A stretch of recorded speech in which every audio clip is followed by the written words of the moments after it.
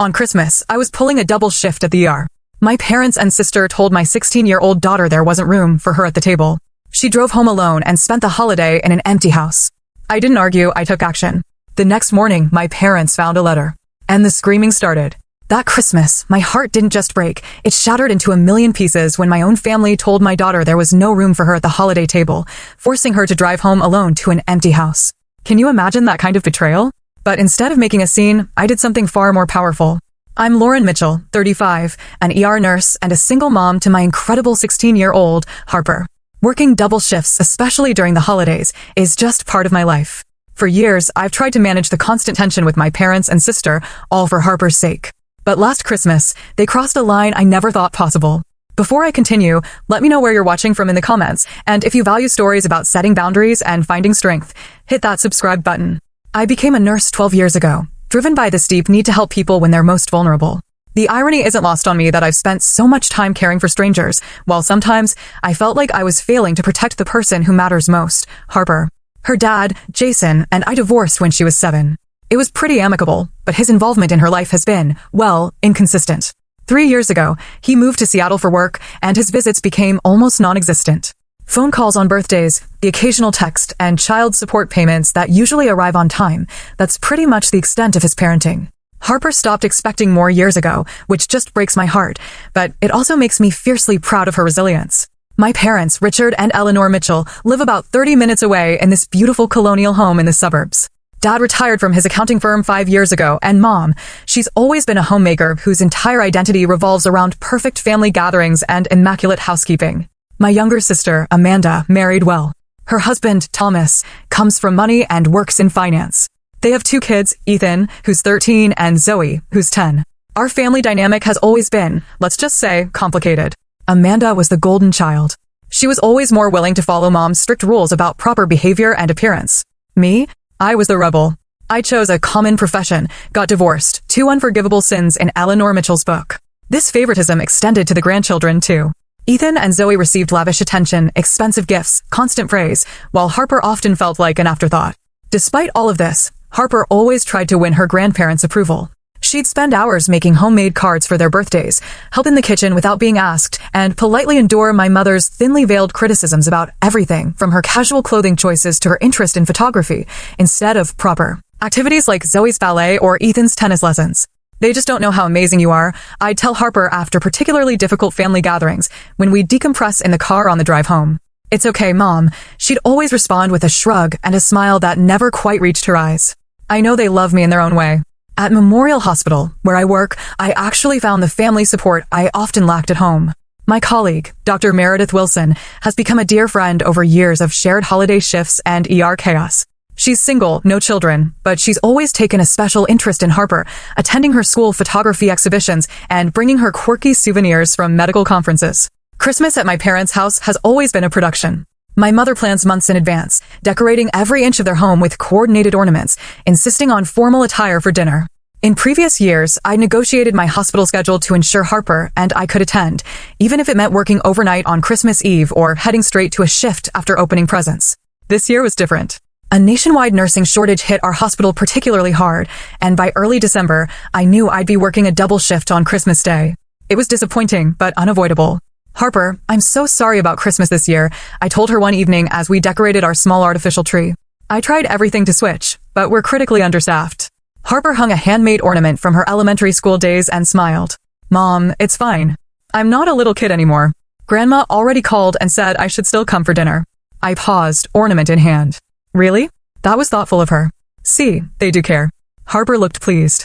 And I can drive myself now, so you don't have to worry about me getting there. Having just gotten her license 2 months prior, Harper was eager to embrace any opportunity for independence. Still, I hesitated. I don't know, sweetheart. It's Christmas Day. There could be drunk drivers and... Mom, she interrupted with the patented teenage eye roll. It's a 30-minute drive in broad daylight. I'll be super careful. Plus, I already told Grandma I'd help her make those cranberry tarts everyone loves. Seeing her excitement, I reluctantly agreed. I called my mother to confirm the arrangement, making sure Harper would be welcomed and comfortable spending Christmas with them while I worked. Of course, she should come, my mother said briskly. Families should be together on Christmas. It's a shame you have to work, but I suppose someone has to. I ignored the passive-aggressive undertone, focusing instead on the logistics. I'll make sure she brings something for dinner. What time should she arrive? 3. Dinner at 5, and tell her to wear something nice. I'm using the good china. It was settled. Harper would spend Christmas with my parents and sister's family while I cared for patients in the ER. Though I felt the familiar pang of working through another holiday, I was grateful Harper wouldn't be alone. At least, that's what I thought. As Christmas approached, Harper seemed genuinely excited about going to her grandparents' house alone. She picked out a new green sweater that brought out her eyes, practiced making a sweet potato casserole using my grandmother's recipe, and even wrapped thoughtful presents for everyone with her characteristic attention to detail. You'll call me when you arrive, right?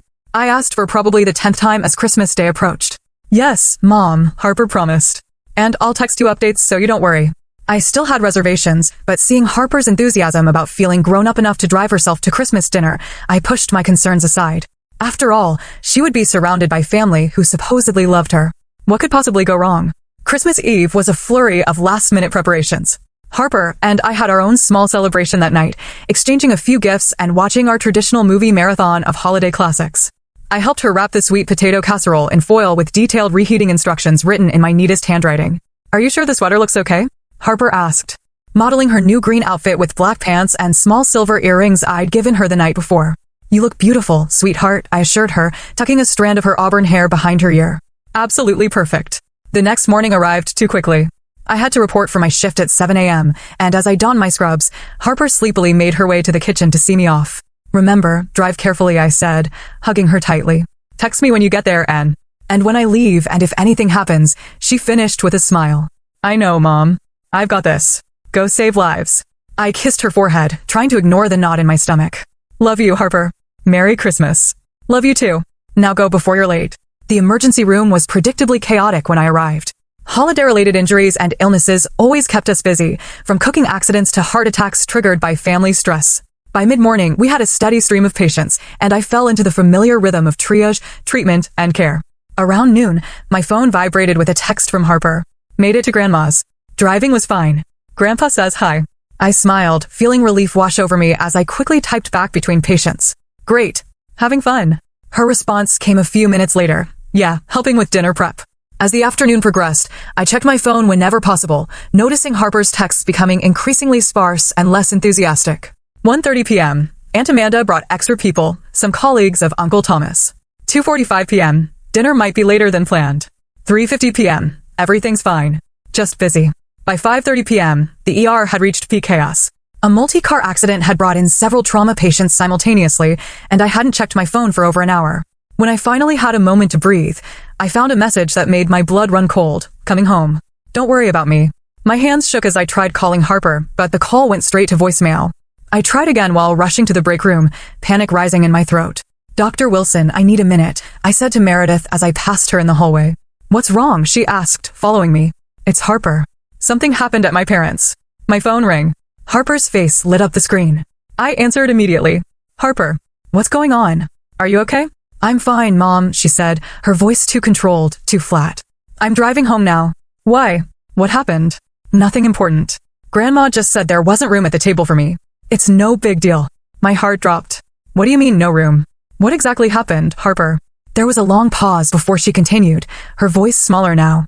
Aunt Amanda brought 4 extra people from Uncle Thomas's office. When it was time for dinner, Grandma said they needed the dining room seats for the adults. She told me to eat in the kitchen. I closed my eyes, gripping the phone tighter. And then I said that was fine, but then Grandma started rearranging, making sure Ethan and Zoe were at the main table with everyone else. When I brought my plate to the kitchen, Harper's voice cracked slightly, she said. She said there was a lot going on and maybe it would be better if I just came back another time when it wasn't so hectic. She said there was really no room and maybe next year would be better. White-hot anger surged through me. Did anyone say anything? Grandpa? Amanda? Grandpa was busy carving the turkey. Aunt Amanda just looked uncomfortable and kept talking to her guests. Uncle Thomas suggested I could eat in their car if I wanted to wait. Harper's attempt at a laugh came out more like a sob. No one even offered to drive me home or make me a plate to take with me. So I just left. Where are you now? I asked, struggling to keep my voice steady. About 10 minutes from home. I'm being careful, I promise. Harper, I'm so sorry. I can try to get someone to cover. No, Mom, she interrupted firmly. You have patients who need you. I'm fine, really. I'll just heat up some leftovers at home. Text me the second you get home, I insisted. Leave the location sharing on your phone turned on. I will. Don't worry. After we hung up, I stood frozen in the break room, shaking with a mixture of fury and heartbreak. Meredith placed a hand on my shoulder. What happened? I explained the situation, each word tasting bitter in my mouth. That's horrible, Meredith said, her expression darkening. Do you need to leave? I can talk to Reynolds about emergency coverage. I looked through the break room window at the busy ER, weighing my professional duty against my maternal instinct. There were patients in pain, scared, and separated from their families on Christmas. No, I finally said. Harper says she's okay for now. She'll be home soon, and there's nothing I can do to fix this immediately. These patients need me here. My shift ends at midnight. I'll handle my family then. Meredith squeezed my arm. Let me know if you change your mind, and Lauren, don't let them get away with this. I nodded, returning to the floor with a newfound clarity amid my anger. As I checked vitals and administered medications, my mind replayed years of subtle, and not so subtle, mistreatment that I had allowed to continue for the sake of family harmony. Harper texting that she had arrived home safely was my only comfort as I worked through the evening. We exchanged messages when I could. Are you hungry? There's leftover pasta in the blue container. Found it. I'm okay, Mom. Don't worry about me. Did anyone call you from Grandma's? A longer pause before. No. No one. That simple no cemented my resolve. During my dinner break, I called my friend Rachel, who lived in our apartment complex. Rachel, I hate to ask on Christmas, but is there any chance you have extra food? Harper's alone at home and... Say no more. Rachel interrupted. Brian made enough ham to feed an army. We'll put together a plate and bring it over right now. Thank you, I said, my voice cracking with gratitude. The spare key is under the turtle planter. Don't worry about a thing. As my shift continued, I dealt with everything from a child with a Lego stuck in his nose to an elderly man experiencing heart failure. The final case of my night was particularly poignant, a family reconciliation in the waiting room after a car accident scare had brought estranged siblings back together. Life's too short, I overheard the older brother say as they embraced. Family should have each other's backs. I thought about those words as I finished my charting. Family should have each other's backs. Harper and I had always had each other's backs. It was time I had hers in a way I should have years ago. The remaining hours of my shift stretched endlessly. Every time I checked my phone, I hoped to see a message from my parents or Amanda, some acknowledgement of what they had done to Harper. The screen remained stubbornly free of any such communication. While inserting N4 for an elderly patient, my hands trembled slightly as flashbacks of previous family gatherings surfaced in my mind. Harper at age 8. Sitting alone at the kids' table while Ethan and Zoe were invited to sit with the adults because they were so well behaved. Harper at 12, excitedly showing her grandmother a painting that had won a school art contest, only to have Eleanor glance at it dismissively and change the subject to Zoe's ballet recital. Harper. At 14, spending hours wrapping thoughtful presents for everyone, then watching her cousins receive expensive electronics, while she got generic bath products that still had the clearance sticker partially visible. Are you all right, dear? My elderly patient asked, noticing my distraction. I forced a smile. Yes, just thinking about my daughter. She's home alone on Christmas. The woman patted my hand with her free one. You're here helping others. That's teaching her an important lesson about service. She'll be just fine. I nodded, but the truth nagged at me. I wasn't just teaching Harper about service. I was inadvertently teaching her that it was acceptable to be treated as less than by people who were supposed to love her, that her feelings and dignity were negotiable. During my break around 10 p.m., I texted Harper again. How are you doing, sweetheart? I'm okay. Rachel and Brian brought over food. They're really nice. Did you eat enough? Yeah, their ham was actually better than Grandma's. Don't tell her I said that. I smiled despite everything, recognizing Harper's attempt to lighten the mood. Your secret's safe with me. Did you open the present I left on your nightstand? Not yet. Saving it for when you get home. Good idea. Try to get some sleep if you can. I'll be home around 12:30. I'll probably still be up. Love you, Mom. Love you too. More than anything. I put my phone away and leaned against the wall, suddenly exhausted beyond the physical demands of my shift. Meredith found me there, offering a cup of coffee. Rough night, she asked, sliding down to sit beside me. Harper's always tried so hard with them, I said, accepting the coffee gratefully. Every birthday card, every school achievement, every time she helped my mother in the kitchen without being asked, she was trying to earn their love, as if love is something you should have to earn from your own family. Meredith nodded. My mother was the same way with me. Conditional love isn't really love at all. The worst part is that I've allowed it, I confessed, the realization hitting me with full force. I've made excuses for their behavior for years. That's just how Mom is. Dad doesn't notice these things. Amanda's always been competitive. I've normalized it all instead of protecting Harper. You were protecting your idea of family, Meredith said gently. It's what most of us do. We convince ourselves that maintaining the relationship at any cost is better than confronting the problems. Not anymore, I said, a newfound clarity washing over me. This ends now. For the remainder of my shift, I moved through my duties with mechanical precision, my mind formulating the words I would say to my family. No more deflection. No more excuses. No more prioritizing their comfort over Harper's well-being. I thought about Harper's resilience, how she never complained, how she always found something positive even in difficult situations. She deserved so much better than what my family had given her, what I had allowed them to give her. At 11:30 p.m., I treated my final patient of the night, a young mother who had fallen while hanging Christmas lights. As I sutured a cut on her forehead, she fretted about her children at home. "My husband's with them, but it's Christmas night," she said, wincing slightly as the needle pierced her skin. "I should be there. You'll be home soon," I reassured her. And children are remarkably resilient. They understand when things don't go according to plan. "You sound like you're speaking from experience," she observed. I finished the last stitch before responding. "My daughter is spending Christmas night alone because my family decided there wasn't room for her at their table." The woman's eyes widened. "That's terrible. What are you going to do?" For the first time that night, I smiled genuinely. "I'm going to make sure it never happens again." As midnight approached, I completed my charting and prepared to hand off to the night shift.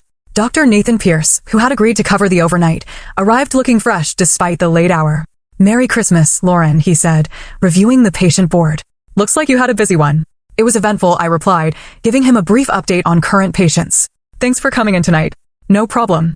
I don't have family obligations." He paused, then added, "Meredith mentioned you had some family drama. Everything okay?" I appreciated his concern, but wasn't ready to discuss it further. "Nothing I can't handle. I should get home to my daughter." He nodded understandingly. "Of course. Give her my best." As I left the hospital, the cold December air felt clarifying. In my car, I checked the location-sharing app. Harper was at home, safe. According to Rachel's text, they had stayed with her for a while before heading back to their apartment, but she was doing okay, just a bit quiet. The streets were nearly empty as I drove home, Christmas lights twinkling from houses filled with families who hopefully treated each other with more kindness than mine had shown Harper. With each mile, my determination solidified. Tomorrow would bring confrontation, but tonight was for my daughter, my real family. I arrived home just after midnight, entering our apartment as quietly as possible in case Harper had fallen asleep. The living room was dimly lit by our small Christmas tree, its multicolored lights casting shadows on the walls. What I saw next broke my heart all over again. On the coffee table sat the remains of Harper's makeshift Christmas dinner, a paper plate with a few bites of the ham Rachel had brought over, a half-eaten microwaved baked potato, and an empty mug that had probably contained hot chocolate. Beside it lay an unopened packet of store-bought cookies with a post-it note stuck to it, saved for Mom. I moved through the silent apartment to Harper's bedroom, gently pushing open the door. She was curled up on her bed, still fully dressed in her Christmas outfit, her phone clutched in her hand as if waiting for a call or message that never came.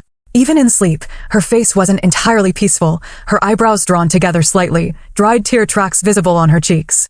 On her nightstand was the small wrapped package I'd left for her, a delicate silver camera charm for the bracelet she'd been collecting charms for since she was 12. It remained unopened.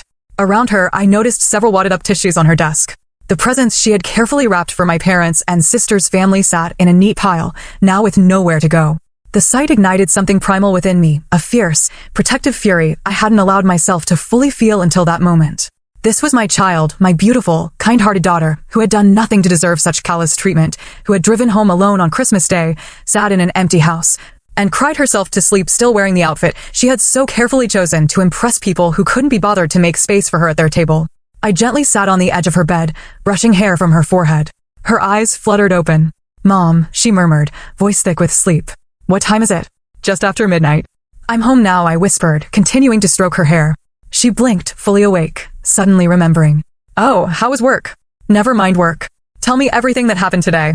The full story. Harper sat up slowly, pulling her knees to her chest. "It's not a big deal, Mom, really. It is a big deal, Harper. Please tell me." She took a deep breath, looking down at her hands. "I got to Grandma and Grandpa's around 3, like we planned. Grandpa was really nice when I arrived. He helped me bring in the casserole and gave me a hug. Grandma looked at my outfit and said green wasn't really my color, but I tried to ignore that.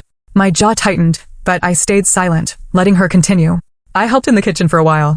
Everything seemed fine, but Grandma kept checking her phone and looking anxious. Around 4, Aunt Amanda arrived with Uncle Thomas and the kids, but they had 4 other people with them, some colleagues of Uncle Thomas that were in town without family. Grandma seemed surprised but kept saying, "The more the merrier." Harper twisted a loose thread on her sleeve.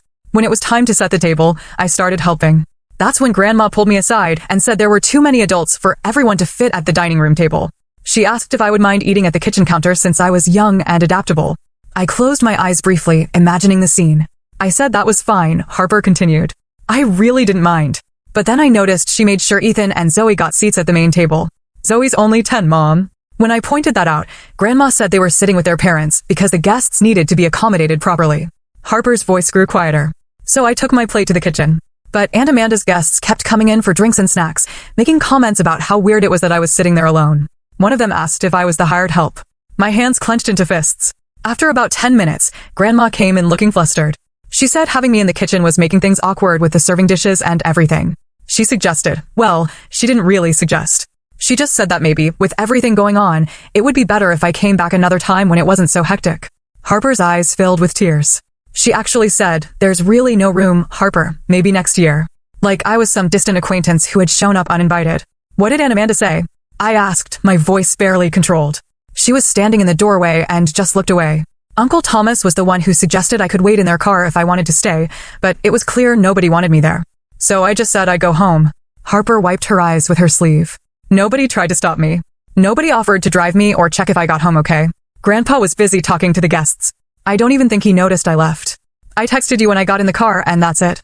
End of story. I pulled Harper into a tight hug, feeling her tears soaking through my shirt. I'm so sorry, sweetheart. I'm so sorry this happened. It's not your fault, Mom, she said, her voice muffled against my shoulder. You had to work, I know that. It is my fault, I countered, pulling back to look her in the eyes. I've allowed them to treat us both poorly for years. I've made excuses for their behavior instead of standing up to it. But that ends now. Harper looked at me with surprise. What do you mean? I mean that what they did was completely unacceptable and there will be consequences. No one treats my daughter that way. Not even family. Especially not family. For the first time since I'd come home, Harper's eyes lightened slightly. You're not going to go all mama bear on them, are you? I smiled despite my anger. Maybe. Would that embarrass you? No, she said after a moment's consideration. Actually, I think I'd be okay with that. We sat talking for another hour, Harper eventually changing into pajamas while I made us both fresh hot chocolate. As the conversation wound down, exhaustion caught up with us. I suggested we both try to get some sleep. Can I stay with you tonight? Harper asked in a small voice that reminded me of when she was much younger. Of course, I said, heart aching at her vulnerability. We fell asleep in my bed, Harper's head on my shoulder, like when she was a child afraid of thunderstorms. I held her close, silently promising that I would never again allow anyone to make her feel unwanted or unworthy, regardless of their relationship to us. I woke at dawn with absolute clarity about what needed to be done. Carefully sliding out of bed to avoid waking Harper, I began setting my plan in motion. It was time to show my daughter what standing up for yourself, and for those you love, really looked like. The morning light filtered through the blinds as I made my first phone call. The hospital was understanding about my request for a personal day. I rarely asked for unscheduled time off, and they knew I wouldn't do so without good reason. With that settled, I moved quietly around the apartment, gathering what I needed. First, I collected the Christmas decorations from my parents' house, items my mother had insisted I take to make Harper's Christmas more festive. Into a box they went, ready to be returned. Next, I prepared breakfast, pancakes with chocolate chips in the shape of a smiley face, something I used to make for Harper on difficult days when she was younger. I set everything on a tray with a small vase containing a single red carnation I'd found in our miniature garden on the balcony. While the coffee brewed, I made my next move. I called my parents' house, unsurprised when it went to voicemail after several rings. They were never early risers, especially after hosting a dinner party. Mom, Dad, this is Lauren, I said, my voice calm and clear. What happened yesterday with Harper was completely unacceptable. I'm taking the day off work to spend it with my daughter, who spent Christmas alone because you decided there wasn't room for her. I'll be bringing back all the Christmas decorations you gave us, as we'll be creating our own traditions from now on. If you want to have a relationship with either of us moving forward, it will be on new terms, with clear boundaries and respect. I'll be in touch when I'm ready to discuss what those terms will be. I hung up, feeling a weight lift from my shoulders. No anger, no yelling, just clear consequences for their actions. Next, I sent a text message to my sister, Amanda. We need to talk about yesterday. Harper told me everything that happened. I'm beyond disappointed in your role in this. Her response came surprisingly quickly. Lauren, you're overreacting. It was crowded and awkward. We didn't plan to have extra guests. Harper seemed fine with going home. My fingers flew across the keyboard. A 16-year-old driving home alone on Christmas to an empty house because adults couldn't make space for her is not fine. Your children were accommodated while mine was sent away. That speaks volumes about what you think of Harper. Amanda's response showed her true colors. That's not fair. My kids are younger. Harper is practically an adult. Mom was stressed trying to accommodate everyone. It wasn't personal. I took a deep breath before responding. It was absolutely personal to Harper. She prepared for days, was excited to be with family, and ended up alone on Christmas while everyone else celebrated. No one even checked if she got home safely. Think about how that felt for her. Would you accept that treatment for Ethan or Zoe? When no immediate response came, I continued. This isn't just about yesterday. It's about years of Harper being treated as less important than your children. I've allowed it because I wanted to keep the peace. But that ends now. If you want a relationship with us moving forward, things need to change dramatically. I put my phone down, hearing movement from my bedroom. Harper appeared in the doorway, hair tousled from sleep, looking younger than her 16 years. Morning, she said cautiously, eyeing my expression. What are you doing up so early? Making breakfast, I said, gesturing to the tray and taking a personal day. Her eyes widened. But your shift is covered, I finished. Today is just for us. Harper noticed my phone lighting up with a call. Is that Grandma? Yes, I confirmed, silencing the ringer. But she can wait. Breakfast first. We sat together at our small kitchen table, eating pancakes and talking about everything and nothing. I didn't mention my calls and texts, wanting to give Harper a peaceful morning. As we were clearing the dishes, my phone rang again, my father this time. I should probably take this, I said to Harper, who nodded. Hey, Dad, I answered, stepping onto the balcony for privacy. Lauren, what's this message about? He asked, sounding genuinely confused. Your mother is upset. What happened with Harper yesterday? I explained the situation in detail, not softening any aspects of how Harper had been treated. There was a long silence when I finished. I had no idea, he finally said, his voice heavy. I was busy with the guests carving the turkey. I didn't realize Harper left. Your mother didn't tell me she'd asked her to go home. Whether you knew or not, Dad, it happened, and it's part of a pattern that's been going on for years. That's not fair, Lauren. We love Harper. Love isn't just a feeling, Dad. It's actions. And your actions, all of you, have consistently shown Harper that she's less important, less valued than Amanda's children. He started to protest, but I continued firmly. I'm not having this conversation to hear excuses or justifications. I'm letting you know that things are changing. If you want to be in our lives, you need to respect both of us. That means acknowledging what happened, apologizing sincerely to Harper, and making real changes going forward. Another pause. Your mother wants to talk to you. Not today, I said firmly. I'm spending the day with Harper. We can talk tomorrow if you'd like, but it needs to be a conversation, not your chance to explain away what happened. After we hung up, I returned to find Harper sitting on the couch, trying to appear casual though I could tell she'd been listening. Everything okay? She asked. Getting there, I assured her. I've let them know that things need to change if they want to be in our lives. Harper looked both impressed and slightly alarmed. What if they don't want to change? I sat beside her, taking her hands in mine. Then we'll build our family elsewhere, with people who value you properly. As if on cue, the doorbell rang. I opened it to find Meredith standing there with armfuls of grocery bags. Reinforcements have arrived, she announced, breezing past me into the kitchen. I brought everything for a proper Christmas dinner. Hope that's okay. Harper's face lit up. Dr. Wilson, you didn't have to do that. It's Meredith outside the hospital, remember? And of course I did. No one should miss Christmas dinner. She began unpacking ingredients, a small turkey, potatoes, vegetables, and several dessert options. Before I could thank her properly, the doorbell rang again. This time it was Rachel and Brian from across the hall, along with their college-age son, Michael. We thought you might want some company, Rachel said with a warm smile. And Brian makes amazing stuffing. The more the merrier, I said, the phrase taking on new meaning as I welcomed them in. Within an hour, our small apartment was filled with laughter and the scent of cooking food. Meredith had apparently spread the word because 2 more hospital colleagues arrived, Nurse Sophia with her husband, James, and Dr. Lopez with homemade tamales that his mother insisted were essential to any holiday celebration. Harper moved from initially shy to increasingly comfortable as everyone made her the center of attention, asking about her photography, complimenting her help in the kitchen, and treating her with the respect and affection my own family had failed to provide. Around 2, there was another knock at the door. Harper answered it, then called to me with an uncertain voice. Mom, it's Aunt Amanda. I joined Harper at the door, where my sister stood alone, looking uncharacteristically unsure of herself. Can we talk? She asked quietly. I glanced at Harper, who nodded slightly. Come in, I said. We're having our own Christmas celebration. Amanda's eyes widened as she took in the full apartment and festive atmosphere. I can come back another time. No, I interrupted. If you want to talk, now is fine. We can use the balcony. Once outside, Amanda fidgeted with her purse strap.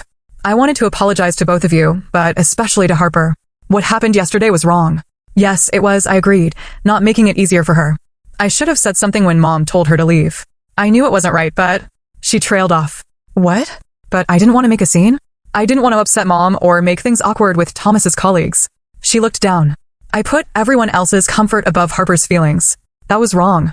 Her honesty surprised me. Yes, it was.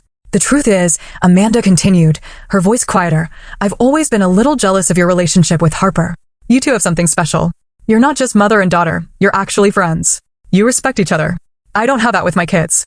I hadn't expected this level of vulnerability from my always composed sister. That doesn't excuse what happened, she added quickly. Nothing does. I just wanted you to know that it comes from my own insecurities, not from not caring about Harper. Amanda, you've allowed your children to be favored over Harper for years. You've participated in it. She nodded, tears forming in her eyes. I know. And I'm truly sorry. I'd like a chance to make it right, if Harper's willing to give me that chance. I studied my sister, seeing genuine remorse. That's up to Harper, but any relationship moving forward would need to look very different. I understand, she said. Can I talk to her? I called Harper to the balcony, giving them space to speak privately while I returned to our guests. Through the glass door, I watched their conversation, Amanda speaking earnestly, Harper's initially stiff posture gradually softening, a tentative hug exchanged. When they rejoined the group, Harper had a thoughtful expression. Aunt Amanda's going to stay for dinner, she announced. I said it was okay. I nodded, respecting her decision. Amanda integrated herself surprisingly well into our gathering, rolling up her sleeves to help in the kitchen, and engaging with Harper's interests in a way I'd rarely seen before. As afternoon turned to evening, my parents called twice more. I let the calls go to voicemail, focusing instead on the joyful celebration unfolding in our home. We ate turkey and tamales at our mismatched dining table with extra chairs borrowed from neighbors. We played board games and shared stories. Harper laughed more than I'd heard in months. When our guests finally departed around 9, leaving us with enough leftovers for days, Harper helped me clean up with a contentedness I hadn't expected after yesterday's disaster. This was the best Christmas ever, she declared, loading the dishwasher. Even after what happened yesterday? I asked. She considered this, then nodded firmly. Maybe because of what happened yesterday. I saw you stand up for me, Mom, and then all these people showed up just because they care about us. That feels more like family than some fancy dinner where I'm not really wanted. I hugged her tightly, recognizing the wisdom in her words. You're right. Family is about who shows up, not who you're related to. Are you still going to talk to Grandma and Grandpa tomorrow? She asked. Yes, I confirmed, but not to fight or yell. To set boundaries about how we expect to be treated going forward. Harper nodded, understanding the difference. I'm glad Aunt Amanda came today. I think she really meant her apology. I think so too. People can change if they want it badly enough. As we finished cleaning, my phone buzzed with a text from Meredith. Today was wonderful. Dr. Pierce is sorry he missed it. He was asking about you both. Maybe next time? I smiled, typing back, definitely next time. Thank you for everything today. Harper peered over my shoulder with a mischievous grin. Dr. Pierce was asking about us? The cute one who always brings you coffee. I felt my cheeks warm. He's just a colleague who's concerned. Harper teased, a concerned colleague who looks at you like you're a Christmas miracle. I laughed, nudging her playfully. Go to bed, you. It's been a long 2 days. As Harper headed to her room, she paused. Mom, I'm proud of you for standing up to them. Her words meant everything. I'm proud of us. And I promise, from now on, we're only spending time with people who value you properly, who see how amazing you are. That goes for you too, she said seriously. You deserve better too, Mom. As I got ready for bed that night, I realized Harper was right. We both deserved better, and by taking action today, I had finally shown her how to make that happen. The confrontation with my parents tomorrow wouldn't be easy, but with Harper by my side, I felt ready for whatever came next. Our impromptu Christmas celebration had created a beautiful mess, evidence of joy scattered throughout the apartment. I woke early the next morning to find Harper already up, organizing the leftovers in the refrigerator with methodical precision. Morning, I said, pouring coffee into my favorite mug. You're up early. Couldn't sleep, she admitted, thinking about today. Today, the day we would formally address what had happened with my parents. I checked my phone, 3 missed calls from my mother, 2 from my father, and several text messages expressing varying degrees of contrition and defensiveness. Are you nervous? I asked Harper. She arranged the last container and closed the refrigerator door before answering. A little, but mostly I feel. I don't know, stronger. I smiled, recognizing that feeling. That's what happens when you decide not to accept mistreatment anymore. It's empowering. Are they coming here? She asked. No, I said firmly. I thought about it, but this is our safe space. I don't want it tainted with potential conflict. I told them we'd meet at the coffee shop on Maple, neutral territory. Harper nodded, looking relieved. Good thinking. What time? 11. That gives us time to prepare. I sipped my coffee, studying her expression. You don't have to come if you don't want to. I want to, she said without hesitation. I need to be there. As we ate breakfast, my phone buzzed again. Amanda. How's Harper today? Her text read, I meant everything I said yesterday. I'd like to be a better aunt going forward. I showed the message to Harper, who considered it thoughtfully before suggesting I respond positively but cautiously. Tell her we appreciate her apology and look forward to seeing how things evolve. My 16-year-old was handling this with more maturity than most adults I knew. I typed the response, adding, we're meeting Mom and Dad at 11 at Maple Street Coffee. You're welcome to join if you want moral support. Amanda's reply was immediate. I'll be there. And Lauren, thank you for giving me a chance to make this right. By 10:45, Harper and I were seated at a corner table in the cozy coffee shop, 2 steaming mugs before us. Harper had chosen to wear a different green sweater, a deliberate choice, she explained, to show she wasn't ashamed of her preferences despite our mother's criticism. Amanda arrived first, looking uncharacteristically casual in jeans and a simple blouse. She hugged Harper with genuine warmth before sitting beside her, another deliberate choice that didn't go unnoticed. My parents entered at exactly 11, my father's military punctuality still governing their schedule after all these years. My mother looked impeccably put together as always, but there was an unfamiliar uncertainty in her expression. Dad guided her to our table with a hand at her back. Lauren, Harper, he nodded at each of us, then noticed Amanda. Amanda? I didn't know you'd be here. I invited her, I said simply. Please sit down. Once they were settled, an uncomfortable silence fell over the table. I had promised myself I wouldn't be the first to speak. They needed to take responsibility without prompting. Finally, my father cleared his throat. We want to apologize for what happened on Christmas, he began, looking directly at Harper. It was wrong. You should never have been asked to leave. My mother shifted in her seat but remained silent. Dad continued. I didn't fully understand what had happened until Lauren explained it yesterday. That's not an excuse. I should have been more aware. I'm sorry, Harper. Harper nodded slightly but didn't speak. Her silence seemed to unnerve my parents more than any angry words could have. Eleanor, my father prompted gently, don't you have something to say? My mother straightened her already perfect posture.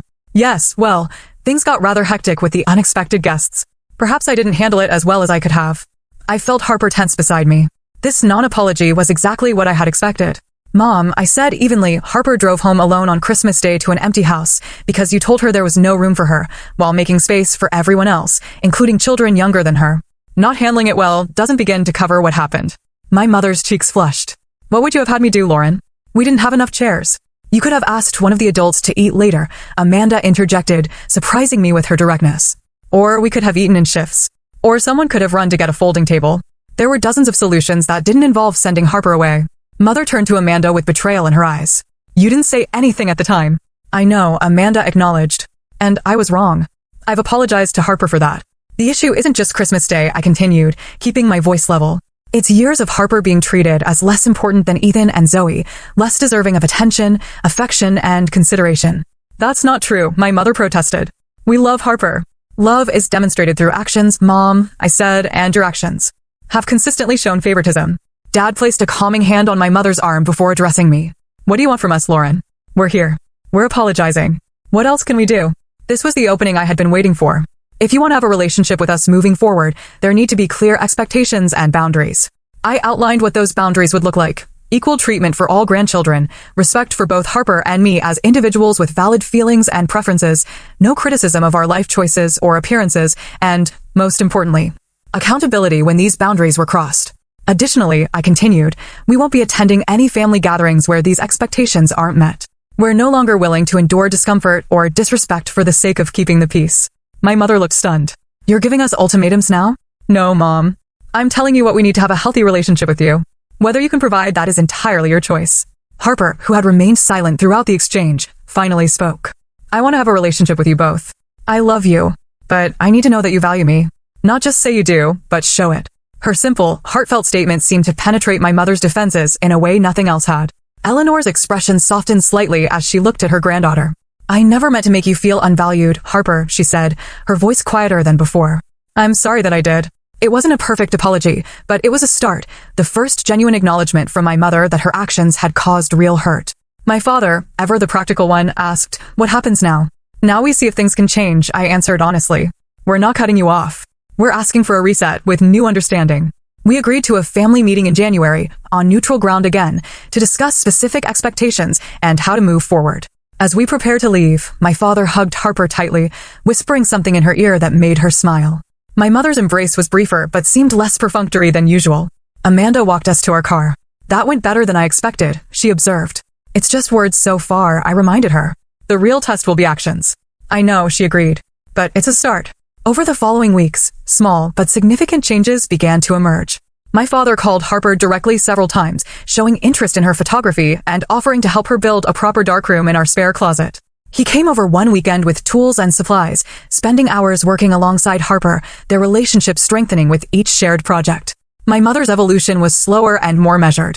Her first solo visit to our apartment was awkward. She couldn't seem to stop herself from commenting on our cozy living space, her code for small, or asking pointed questions about my career advancement.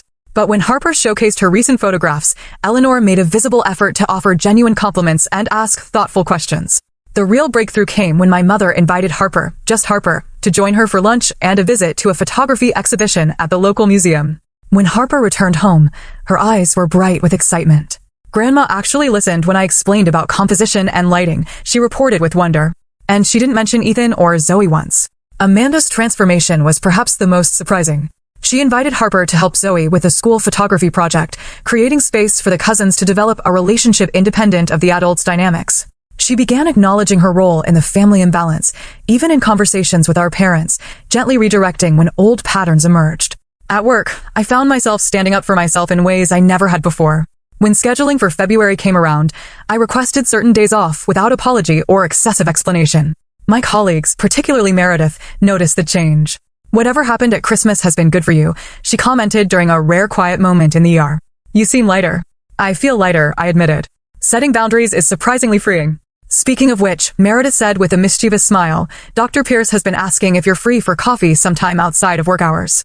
I felt a flutter of unexpected interest. Nathan Pierce had always been kind and undeniably attractive, but I had kept my interactions with him strictly professional, too focused on Harper and work to consider dating. "Maybe," I said, surprising myself. "Maybe I am." When I mentioned the potential coffee date to Harper that evening, her reaction was enthusiastic, bordering on excessive.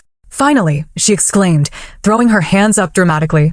"He's been giving you those looks for months." "What looks?" I asked, pretending innocence. "Mom, seriously." Even Grandpa noticed when he came to pick me up from the hospital that time. He asked if you and Dr. Pierce were an item. I laughed, shaking my head at the thought of my father's matchmaking observations. "Well, see, it's just coffee for now," Harper said with a knowing smile. The January family meeting we had scheduled took place at a restaurant chosen for its neutral territory status. To my surprise, everyone arrived with written notes, evidence they had given serious thought to our discussions. Even my mother, though she struggled the most with accepting criticism, made visible efforts to listen without immediately defending herself. We established clear guidelines for communication and expectations.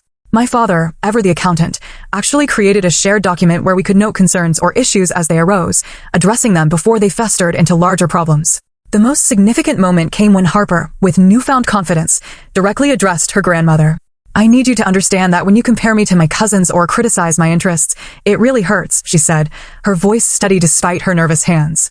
"I'm not asking you to pretend to love everything I do, but I am asking you to respect that I'm my own person."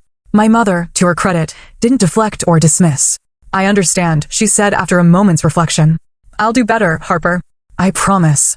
It wasn't a perfect resolution, but it was a genuine step forward. As winter melted into spring, our new family dynamic continued to evolve. There were missteps and old habits that occasionally resurfaced. My mother still sometimes made thoughtless comparisons. My father occasionally reverted to conflict avoidance, and Amanda had moments of competitive parenting. But the difference was that now these behaviors were acknowledged and addressed rather than ignored. Harper flourished in this healthier environment. Her confidence grew, her photography improved as she felt more supported in her passion, and she began to form more authentic relationships with extended family members. She even developed a sweet bond with her young cousin Zoe, who had begun to show interest in photography under Harper's patient guidance. My own transformation was equally profound. The woman who had once swallowed hurt and disappointment to keep the peace now spoke her truth with calm confidence. I advocated for myself at work, leading to unexpected recognition and a promotion to charge nurse that spring. And yes, coffee with Nathan turned into dinner, which turned into regular dating. He was kind, thoughtful, and most importantly, genuinely interested in getting to know Harper, understanding that we were a package deal. "He gets it, Mom," Harper observed after Nathan had helped her set up a complicated lighting arrangement for a school project. "He doesn't try too hard or ignore me. He's just real." That word real captured what our lives had become since that painful Christmas day. By refusing to accept the unacceptable, by standing firm in our worth, we had created space for authentic relationships to grow. Not perfect, not without challenges, but real. 6 months after that fateful Christmas, Harper and I sat on our apartment balcony, enjoying the warm June evening. Our small container garden was thriving, a project my father had helped us start during one of his weekend visits. The string lights Harper had hung gave everything a gentle glow as we sipped lemonade and reflected on how much had changed. "Grandpa called today," Harper mentioned, scrolling through photos on her camera. "He wants to take me fishing next weekend." I smiled, remembering how my father had discovered a shared interest in early morning solitude with Harper. Their fishing trips had become a monthly tradition, opportunities for quiet conversation and understanding that had been missing before. What about Ethan and Zoe? I asked, curious if the old patterns were truly changing. Harper shrugged. Ethan's not interested. Zoe might come next time, but she has a recital this weekend. Grandpa said it's my special time anyway. That simple statement represented enormous progress. My father had made genuine efforts to form individual relationships with each grandchild, recognizing Harper's unique qualities rather than lumping the cousins together or favoring the others. My mother's journey had been more complicated. After initially resisting change, Eleanor had eventually recognized the ultimatum for what it truly was, not punishment, but an opportunity to build a healthier relationship. While she still occasionally slipped into old habits of criticism or comparison, she now caught herself more often than not, sometimes even mid-sentence. Grandma texted me about the photography competition, Harper continued, showing me the message. She found the application and sent me the link before I even mentioned I was interested. The photography competition was a prestigious local contest that Eleanor had discovered through her museum volunteer work. The fact that she had thought of Harper immediately, taking initiative to support her passion, spoke volumes about her efforts to change. Our relationship with Amanda's family had transformed as well. The competitive undercurrent had largely dissolved, replaced by more authentic interactions. The cousins now spent time together based on genuine interest rather than obligatory family gatherings. Ethan, now 14, had actually sought Harper's help with a school photography project, recognizing her talent in a way that would have been unimaginable before. Aunt Amanda asked if we want to join them at the lake house in August, Harper mentioned. Just a casual thing, she said, no pressure. Do you want to go? I asked, keeping my tone neutral. Harper considered this. Yeah, I think I do. It's different now. She actually sees me. That was the heart of everything, being truly seen. The changes in our extended family hadn't happened overnight, and they hadn't been without setbacks. There had been tense conversations, moments of backsliding, and periods of frustration on all sides. But the consistent enforcement of boundaries had slowly created a new normal. My relationship with Nathan had developed gradually over these months. He understood my priorities and respected the boundaries I set around my time with Harper. His patience and genuine interest in both our lives had allowed something beautiful to grow between us. Dr. Pierce is coming over for dinner tomorrow, right? Harper asked with a knowing smile. Nathan, I corrected gently, and yes, he's bringing ingredients to teach us both how to make proper paella. You really like him, don't you? Harper observed, her perceptiveness catching me off guard. I felt my cheeks warm. I do. But you know you're still my priority, right? Mom, Harper said within. Exaggerated eye roll, I know that. I also know that you deserve to be happy, and he makes you happy. Her maturity continually amazed me. When did you get so wise? Probably around Christmas, she answered thoughtfully. Watching you stand up for us changed something for me. I realized that accepting bad treatment doesn't make you a good person. It just teaches people it's okay to treat you badly. I reached across the small table and squeezed her hand. That's exactly right. I've been thinking about that a lot lately, she continued, especially with college applications coming up next year. I used to worry so much about what everyone thought, especially Grandma and Aunt Amanda. Now I'm just focusing on what I actually want. And what do you want? I asked. To study photojournalism, she said without hesitation. To tell stories through images that make people feel something. The confidence in her voice was the greatest gift of this entire journey. My daughter now understood her own worth in a way that would serve her throughout her life. Our conversation was interrupted by my phone ringing, Meredith calling about a baby shower for another colleague. As I spoke with her, finalizing details for the gift we would bring together, I watched Harper photographing the sunset, completely absorbed and capturing the perfect light. When I hung up, Harper turned to me with curiosity. Remember when you said that standing up to Grandma and Grandpa wasn't just about one Christmas dinner? I nodded. I get it now, she continued. It was about teaching me to value myself enough to expect proper treatment, right? That's exactly it, I confirmed, amazed by her insight. The greatest gift I could give you wasn't protection from every hurt, but the tools to protect yourself, to know your worth and expect others to honor it. As darkness fell, we remained on the balcony, planning our summer and discussing possibilities for the future. The painful Christmas that had catalyzed so much change now seemed like a distant memory, not forgotten, but transformed into the beginning of something much healthier. You know what I've learned from all this? Harper mused as we finally headed inside. Family isn't just about who you're related to. It's about who shows up, who respects you, who sees you for who you really are. That's absolutely right, I agreed. Family can be biological, but it's also who you choose and who chooses you back every day. As Harper headed to her room, I lingered in our living room, looking at the photographs now prominently displayed on our walls, images Harper had taken, properly framed and honored. Among them was a new family photo from Easter. Everyone actually smiling genuinely. Not perfect, but real. Authentically us. The journey from that painful Christmas to now hadn't been easy, but it had been ultimately healing. By refusing to accept mistreatment, by establishing firm boundaries, we had created space for something better to grow, not just with our extended family, but within ourselves. Have you ever had to set difficult boundaries with family members? I'd love to hear your experiences in the comments below. And if this story resonated with you, please hit that like button and subscribe to hear more about our journey.